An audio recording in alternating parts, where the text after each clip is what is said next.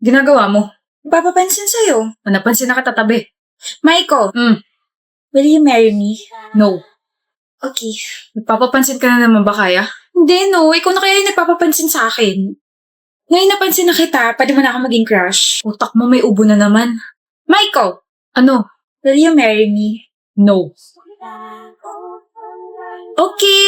Ano na namang ginagawa mo? Shh, dinadasalan na kita na sana magustuhan na kita kasi kawawa ka naman. One-sided lang kasi yung feelings mo for me eh. Akala ko ba gusto mo ko?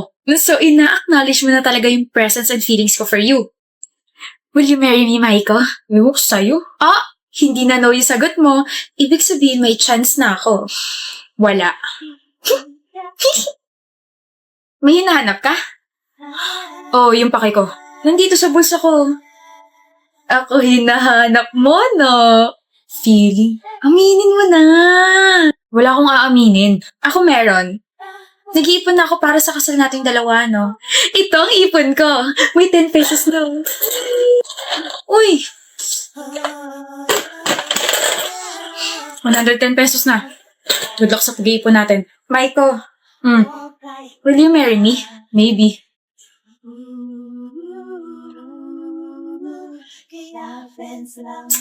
Maiko, ba't nandito ka sa building namin? Nasaan yung maliit na jar? Nandito sa bag ko. Ako na. Bakit? Itatapon mo? Akala ko ba okay na tayo? I mean, alam ko naman na one-sided pa rin yung feelings ko para sa'yo, pero Sira, di ba puno na yun? oo. Nakabili na kasi ako ng mas malaking plastic jar. Tapos nakahanap na ako ng part-time. Wait, naghanap ka ng part-time job? Bakit? Para sa kasal natin. Ha? Masipag ako kaya. Mukhang mapapadali kasal natin ah. Teka, Maiko. Bigay ko sa'yo yung jar mamaya. Will you marry me? Pakakasalan kita kaya. I received a wedding invitation from your ex. Like, ang kapal naman ng mukha niya. Best friend mo ako, so bakit niya ako sasandan, di ba? Wedding will happen sa Batanes. Like, ang ganda ron. Tapos sabi sa invitation, magkakaroon daw tayo ng all-paid expense trip. Jewel, wait, hindi ka ba naka-receive ng invitation? Oh my gosh. Bakit ka ba tinatanong? Sorry for being insensitive. Ex mo nga pala si Maiko. Of course, he won't invite you. Hi love, sorry I'm late. Hi, Maiko. Hi, Maiko? Maiko? Yes? Wait! Kayo pa rin? Nag-break ba tayo, mahal? Buwan ko dyan, nagbago lang ako ng book, tsaka 7 buwan lang kami hindi nagkita kung ano yung mga pinagsasabi. Wait! A minute! Di ba ikakasal ka na, Maiko? Oo, okay kaya. Tsaka hindi ako papayag na hindi siya sa akin ikasal. Huh? What did I miss? Ito yung nangyayari kapag hindi tayo masyado nagkikita, no? Ano yun? Sabi sa invitation, Maiko and Christina. O sino si Christina? Oh. Sorry na, best friend. May alak pa yata sa utak ko. And believe na nawala sa isip mo na Christina Kaya Alvarez yung full name ko. Na magiging Mrs. Christina Kaya A. Castro. Shh! Mamaya ka sa akin. Ano ba? Sa harap ko pa talaga? Gusto ko rin ng she fell first but he fell harder na trope. Lord! Maghabol ka rin kasi. And mag-propose agad. Pag nagkaroon ako ng jowa, magpapagupit din ako at ibabalik ko ang hair ko sa black. Kaingit! Hi! Why are you sad? Why are you crying again, Carlota? Kasi ganyan mo binabanggit yung pangalan ko.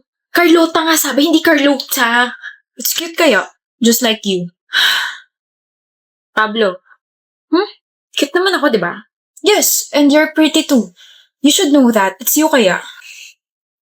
What's the problem ba? Si Vicente ba? Paano mo nalaman?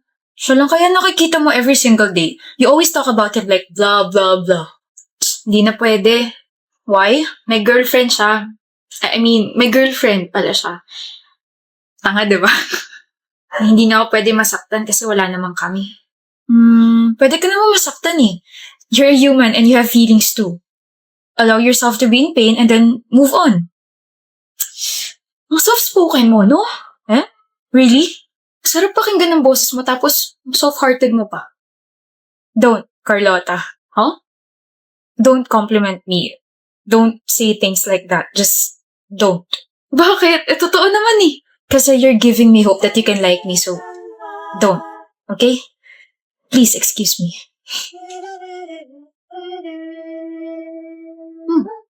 Carlota, bakit Vicente?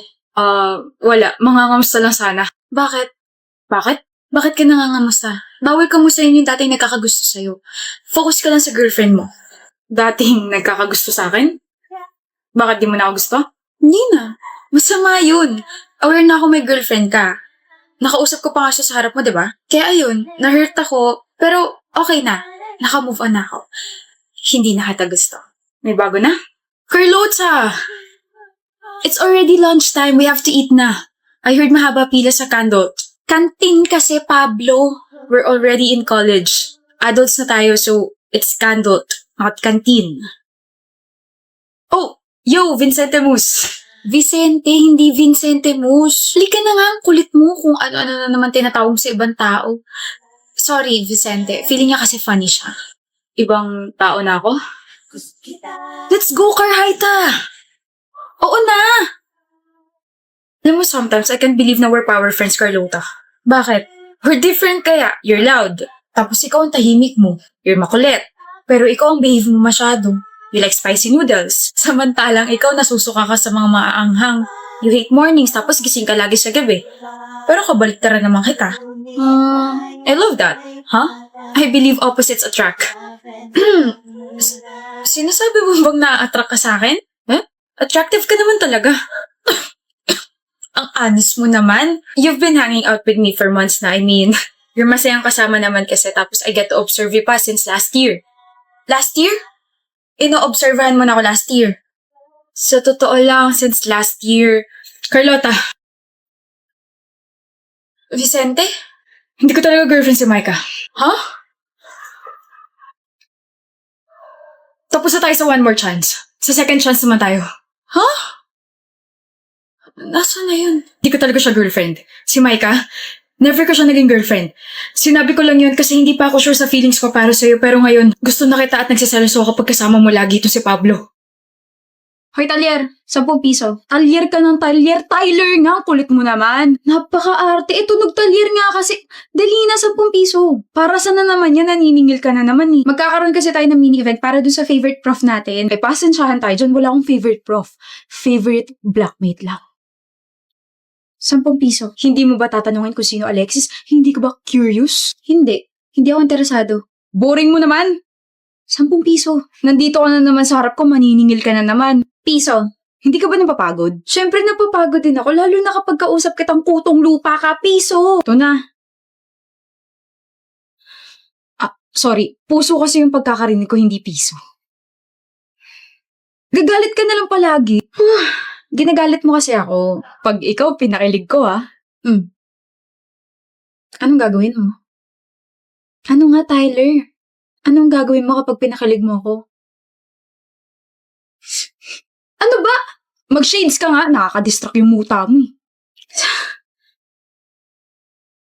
Wala naman, buisit ka talaga, Talyer! Di nyo naman sinabi na nandito pala si Alexis at sana hindi na ako sumama. Ako nag-organize itong group gala natin kaya manahimik ka dyan. Talaga lang di ako ang aalis. Kain muna tayo bago tayo maghanap ng mga materials para sa booth natin. Sabi ko ako ang aalis, Alexis, pigilan mo ako.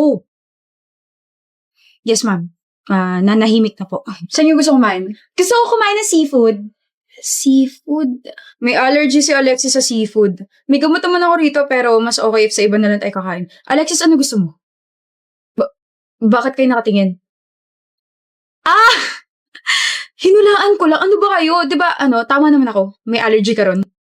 Oo. See? Kasi ako ng tatay ko na mahilig manghula ng test paper na nasa high school siya kaya magaling ako. Tara, mag-solo meals na tayo sa fast food. Agahan niyo bukas ha. Sige. Bye! Ingat kayo. Naulan pala. Ano yan? Hoy, Talyer! Ano kinukuha mo dyan sa bag ko? Mangungopya ka ng assignment, no? May assignment ba? Payong? Bakit may payong dito sa bag ko? Wala naman akong nilagay. Sa'yo ito galing? Baka magkasakit ka, bukas pa naman yung first day ng fair sa'yo ko may umaasa, di ba? Pag umabsent ka, paano na lang kami? Paano ka? May extra ka ba? Wala, pero okay lang ka ba? Hindi ka pwede maulanan kasi sakitin ka, di ba? Maambunan ka nga lang, sinisinat tsaka sinisipon ka ni. Alexis, hindi pwede mangyari yun. Tsaka, props lang naman ako bukas, hindi naman ako importante. Same subdivision lang naman tayo, di ba? Sabay na tayo umuwi. Ha? Mauuna muna tayo sa bahay namin, tapos uwi mo na tong payong mo. Sabay tayo sa iisang payong? Bakit? Di ka sanay? Tara na. Alis na ako, Alexis. Nabasa ka. Ha? Sus, wala lontong. Sabi ko naman kasi sa'yo, huwag mo ako masyadong payungan. Okay nga lang, kung magkakasakit ako, ayos lang, hindi naman ako kailangan dun eh. Bakit ka ganyan magsalita sa sarili mo? Importante ka, Tyler. Kahit anong rule mo para bukas, importante ka. Kapag nagkasakit kasi, sisihin ko yung sarili ko kasi ako yung nag-insist na sabay tayo umuwi eh. Huwag ka namang ganyan. Tsaka sino may sabing hindi ka kailangan dun? Ano? Kailangan kita. Kailangan mo ko? Kailangan kita na kulitin ako kasi hindi na ako sanay na wala ka sa tabi ko.